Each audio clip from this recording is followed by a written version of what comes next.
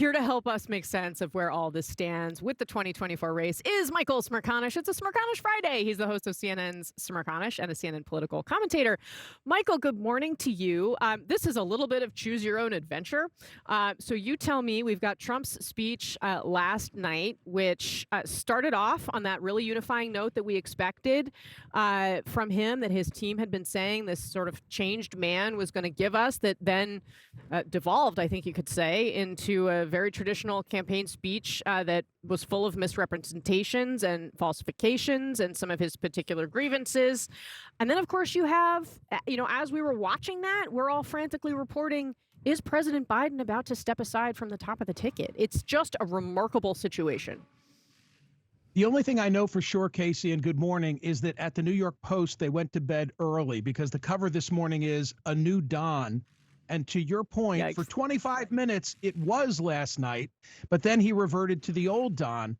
Big picture, if that's what you're asking me, for 3 nights in prime time, I thought the RNC was choreographed and compelling, but they didn't keep it tight last night. He went off the rails, and you could see the wheels turning in his head, as you often do at rallies where he's on prompter, and when he senses that the audience may be getting a little bit bored, then he throws in red meat, which in the rallies has worked for him, but last night I think was a missed opportunity.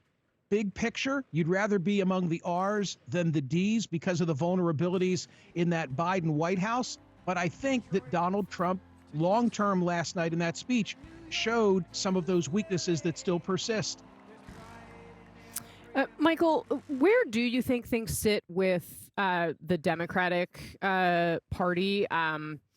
Meghan McCain, who I know, I think she tweeted this in relation to something that she said it as something was unfolding with Biden. Quote, "This is the most insane, intense, dramatic election cycle of my life. And my dad picked Sarah Palin as his VP without the campaign knowing her teenage daughter was pregnant." This is an incredibly dramatic moment. I say this with no glee in my voice, but 2 weeks ago, I did a commentary on my program on CNN. I said it's a matter of when, not if. There's just no doubt in my mind that President Biden will not be the standard bearer for his party. I just don't know at what point in the next few days that happens. The data is just overwhelming, and the voices among Democratic leadership, there's no one missing. I mean, by extension, even I think President Obama is involved in this because of George Clooney having given him the tip-off that he was going to write for the New York Times. It's just so overwhelming, and money talks in the end. I think it's dried up. It's sad. It didn't have to be this way, but it is where we are. And the question of the day is, now what? Is it going to be by acclamation that it becomes the vice president, or is there going to be some type of competition in the next 5 weeks? That's the issue. Do you think Kamala Harris can beat Donald Trump, Michael?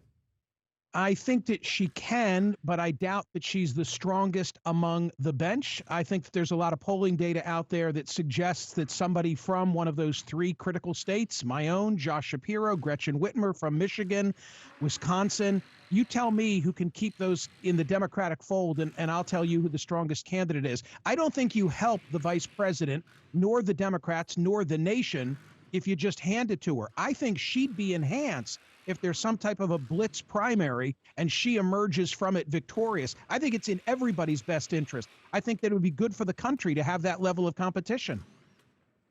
Very interesting. All right, Michael Smerconish, always grateful to have you. Thank you so much. Donald Trump officially accepting the party's nomination and giving an historically long acceptance speech, and doing that during his hour-and-a-half-plus speech. Donald Trump did call for unity, a message shift that he and his campaign had been teasing to all week in the aftermath of the assassination attempt. But that unifying message, where it began there, it quickly then morphed into something of a greatest hits of a typical Donald Trump campaign speech. There were grievances, there was division, there was finger-pointing, there was a lot of red meat there for everyone who was here in the hall. Decidedly not unifying in those portions. Here's how the speech started. The discord and division in our society must be healed. We must heal it quickly. As Americans, we are bound together by a single fate and a shared destiny. We rise together or we fall apart. And then here is where it went. The election result, we're never going to let that happen again. They use COVID to cheat. We're never going to let it happen again. In all, by CNN's count, Donald Trump made at least 22 false claims in that speech about the election, about immigration, about the justice system.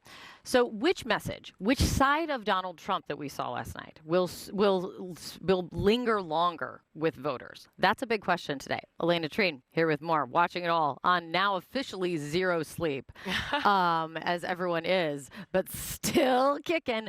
What are you hearing from Donald Trump's campaign and those around him about what happened, his speech last night, how it was received, and what they think it does for them now today? Well, I think, as you had mentioned, they had really been very much like over aggressively, I'd say, touting what that start of the speech would be. That it was going to be, a unifying speech, would be a very different speech than the ones that we are used to hearing from Donald Trump, which I'd say was true until, about halfway in, not even, when he started riffing and rambling, and we saw the Donald Trump that we all know and well, and go on and attack Democrats. And, really, they wanted this to be a high-level, optimistic-looking speech following that, discussion over what had happened and his very personal recounting of this shooting. I'm not exactly sure if that's what it was. But look, I think overall, it was a tale of two speeches. We really did see, and I was kind of shocked in the beginning, we saw a much more vulnerable side of Donald Trump as he was walking through what had happened to him. I am told that he has been very personally, of course, affected by that shooting. He has been talking about divine intervention, that he wasn't supposed to be here, something he said himself last night. But then when it started to go back to his vision for America, what he would do if he were put back in office, that's where we really did hear the Donald Trump come back. I kind of ate my words when I was calling him vulnerable, because then we went back to the Trump. Some were noting that prompter stopped, the teleprompter stopped because he was going off script, and that is classic Donald Trump. Whenever I'm at a Trump rally, it is like you never know what's going to happen in a speech, regardless of us getting the prepared remarks ahead of time. But I do want you to just take a listen to kind of the juxtaposition of what we had heard. Yeah. This election should be about the issues facing our country and how to make America successful, safe, free, and great again.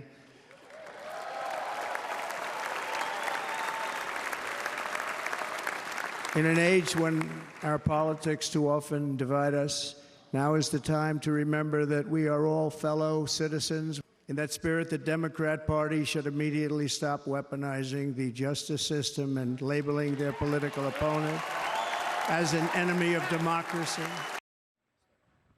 So, as you can see, just two completely different speeches. I will note, though, however, and I am curious how this is going to end up resonating, because this was very late, this speech. As you mentioned, it was more than 90 minutes. He didn't wrap until after 11, close to midnight, on the East Coast even later. And so they did get those sound bites and that visual imagery that they wanted, particularly that WWE style, Hulk Hogan ripping his shirt, screaming for Trump. All of that they got. I don't know how many Americans were staying up for the very end of the speech. And so I'm curious to see how it resonates with most of America. And also how that translates now when they go back on the trail. Exactly. When they go back on the trail this weekend, as for the first time as a team.